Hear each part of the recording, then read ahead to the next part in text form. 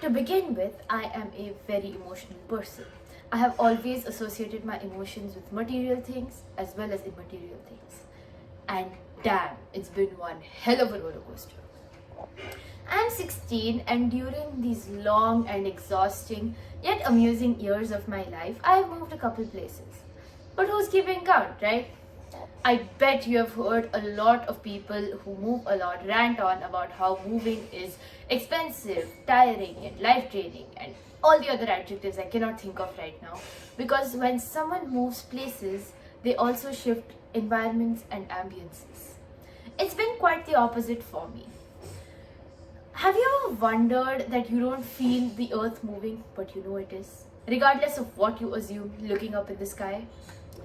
So, scientifically speaking, the world is changing, even if we stand still or not. It's simple physics. And logically speaking, the world is changing even then, if we realize it or not. It's just simple logic. For instance, as I bore you, and as you willingly listen to me bore you, your perception of me is changing with every passing minute. As I try to transfer my thoughts into your minds and help you recreate my idea of change in your brains, you begin to start questioning and register my quest as a frequent mover. Your neurons, your thoughts, your opinions change with every passing second. When I moved cities, my world completely changed. Suddenly, everything was new. But I did not feel upset for some reason. I was just happy to witness a brand new lifestyle and I wanted to embrace it with open hands. At first, I didn't really feel like I had friends or what I defined as a friend.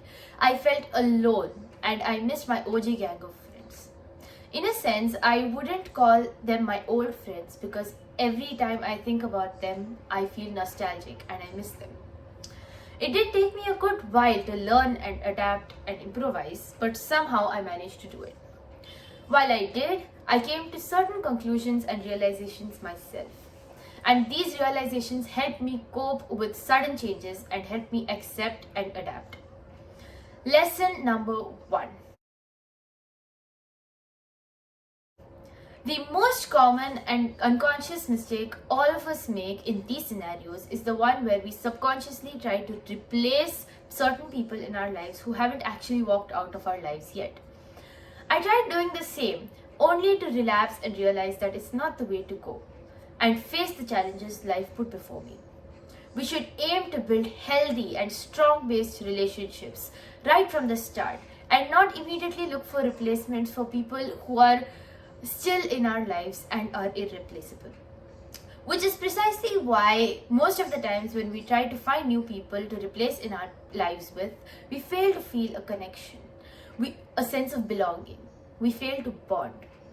A bond made is a bond made forever, and that in itself has no substitute. It's something I learned as I was moving away from people I knew inside out. Lesson number 2. We shouldn't let the elusive world that surrounds us lead us to believe that changing one's surroundings, that change is changing one's deep-rooted nature. One can only adapt and change on the outside. The insides remain the same regardless of the place they have moved to, which is where we always go wrong. Like I mentioned before, many significant as well as trivial changes take place in your day-to-day life. For instance, as you can tell, I am a very talkative person, and that's one thing that has remained the same since I was 5 if I were to wager. Soon after I made friends, things took a slightly easier path for me. I finally had a group of friends I could rely on and depend upon. And that change helped me more than I thought. Yes, some came, some went, some stayed, all of which affected me, but I still managed to remain that stupid, talkative girl who always sang songs and had countless stories to tell. And that right there is lesson number 2. The world that you live in keeps changing every single second of your breathing life, but the only constant is you and you alone. It's like an equation, if you will.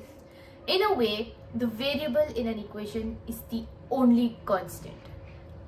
As stupid and mathematically incorrect as it sounds, hear me out.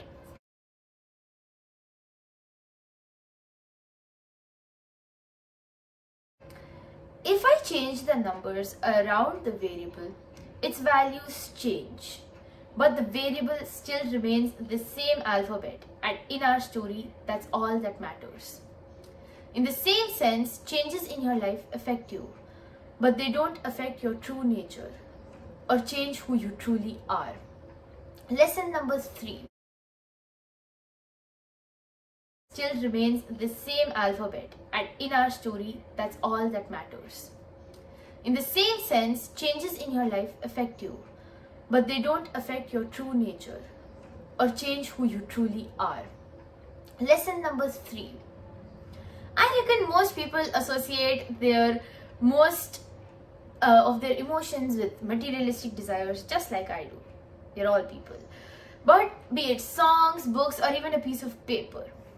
And amidst all this, we collectively end up pushing away all the bad memories, pushing away things associated with those bad memories. We like to collect all those memories and put them in a bag in our playful minds and run away from it. Run away from everything that reminds us of emotional baggage. I did it too. I went through a phase where I had certain songs that reminded me of some uncomfortable and unpleasant times of my life, and I could never come to listening to them. I just remember them skipping them in my playlist and vibing to my comfort songs instead. I know, all of you are wondering, why didn't I just remove it from my playlist? I wondered that too, till this date, and I have no logical answer to it. But one fine day, I must have forgotten to skip the song, and the song just started playing. And next thing I know, tears were falling from my eyes. I burst out crying. My eyes grew swollen from all the exertion. It felt slightly liberating. I kept listening to the song until I stopped crying. And trust me, it took a while. In that moment, I realized that a time that I was so eager to forget was the one I should truly remember. And this is lesson number 3. We all tend to avoid memories that hurt and traumatize us the most. We desperately try to forget them, but in fact, those are the ones to remember. Because they shape us, they define us, and those are the changes that affect us the most. So we should recollect those suppressed memories and let it out. Let it all out. Let all the emotions connected to it all out until it eventually stops hurting. Until it feels comfortable to live with. Because hurtful memories make us us. When I first moved cities, it was a daunting experience, and that placed a fear in my mind of moving. Even though I didn't express it in front of my family, it was very scary. And as scary and uncertain as it gets when you are to start all over again. But these 3 revelations helped me understand and make peace with the fact that I will always be starting over at some point or the other in my life. And as much as I sound sad and petty about what I shared with you today, I'm actually very glad that I moved and found myself some good friends and spent time with my family like never before. It made me thank everyone who's been by my side and listened to all my tantrums through thick and thin. The reason why the entire shifting moving experience for me has been quite the opposite to what others deem it to be is solely because I choose to stay right where I am and look for the greener grass inside me instead of turning to the other side. And maybe you should too. Thank you.